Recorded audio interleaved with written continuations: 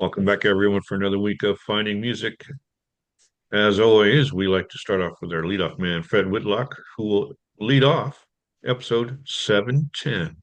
Oh, yes, right Well, now.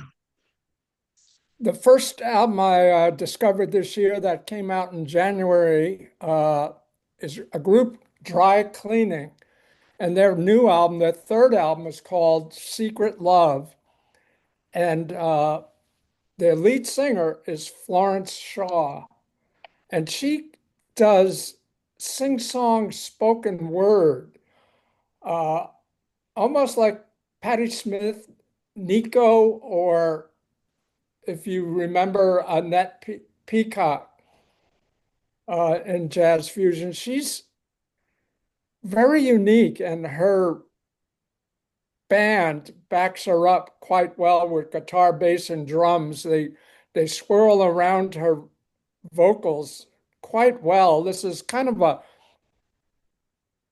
alternative rock, post-punk. They take that and push it into new territory. Uh, The album starts off with Hit My Head All Day, and it's about the frustrations of that's going on in the world around her. And the music just bursts out quite well behind her vocals. Someone wrote that the album is puzzling but endearing, charming and confusing. You have to spend some time listening to her vocals because her words sometimes are in poetic fragments, and it's dark sometimes, yet really deep and profound, and brazen lyrics. Like I said, she's she gets into a lot of frustration in the world. She sings about what she feels people keep hidden in an interview. It's definitely got a great impact on me as a listener, and it breaks down barriers, and the instrumental band behind her just rocks in its own way. It's charming and gutsy and a great album to pick up and spend some time with because it'll take time for the lyrics to sink in on you. Then I discovered another rock band from Manchester, England. This is their first album, Shaky Hand, and it came out in this month, actually a few days ago. And it's indie rock. It's got a little bit of punk feel to it, but it's skillfully and self-assured for a first album. It's done so well. It's bold and has a lot of great songs on it. The vocals float over some great guitar work. It's George Hunt, George Hunter on vocals and guitar, and he does a great job leading this band. The songs build up from 5 minutes to 8 minutes long. It sometimes starts out quietly and then goes into a frantic rock mode with the drums and bass just blasting behind them. There's the last song, Cable Ties. It kind of shifts musically. It's an incredible landscape. It goes from soft to hard rock guitar.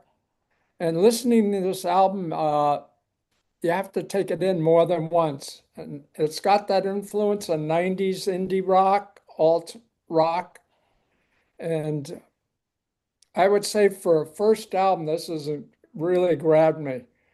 It rolls out and skillfully done. Great job for this band, Shaky Hand. Then I discovered this guy who solo ambient folk, spacey folk rock music.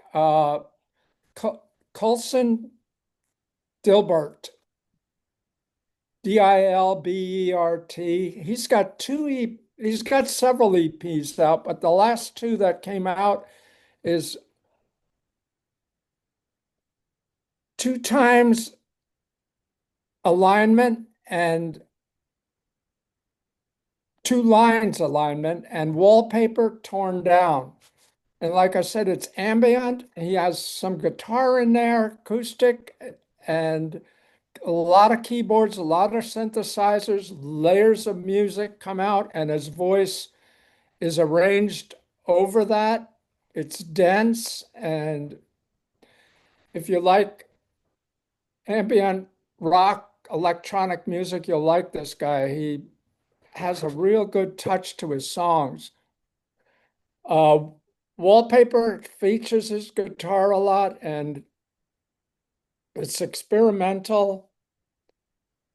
And the title song is over 9 minutes long, and he is just builds up to a great dark landscape, musical landscape. Some of the songs feel like if Neil Young went electronic and ambient, and others seem like have a Elliott Smith feel to it. It's layers of noise sometimes, and then gentleness comes in, and it's never pretentious. It's got great mature sound to it and leaves you wanting more than two EPs. So I hope someday he comes out with an album. But for now, you've got two EPs. Then I discovered from 2008, I assume this came out in 2008. That's the date I seem to have found. It's a jazz rock fusion album by Quicksilver Messenger Service, led by Gary Duncan on guitar, which he does an incredible guitar work on this album. It's called Six String Voodoo. And it's adventurous, and his guitar wails in a psychedelic jazz rock jam. And it starts out right away, kicking off with an 8.5 minute song, Kathmandu. And it just guitar runs and riffs all over the place. And then it's followed by a jazz classic, Round Midnight, and it's done in an incredible, unique fashion. You've never heard this song done this way. It, it's an incredible jam.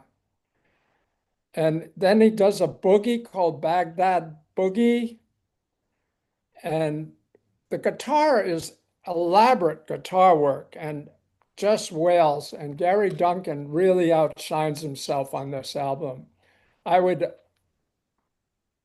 urge you to go out if you love guitar work, Jeff Beck, or any heavy jazz fusion guitarist. You'll like this album, Six String Voodoo. Yeah, Baghdad Boogie is 15 minutes. Love it. Oh man, he's finished. Okay. I was still thinking about that song. Okay. Thank you, Fred. I'm already converted.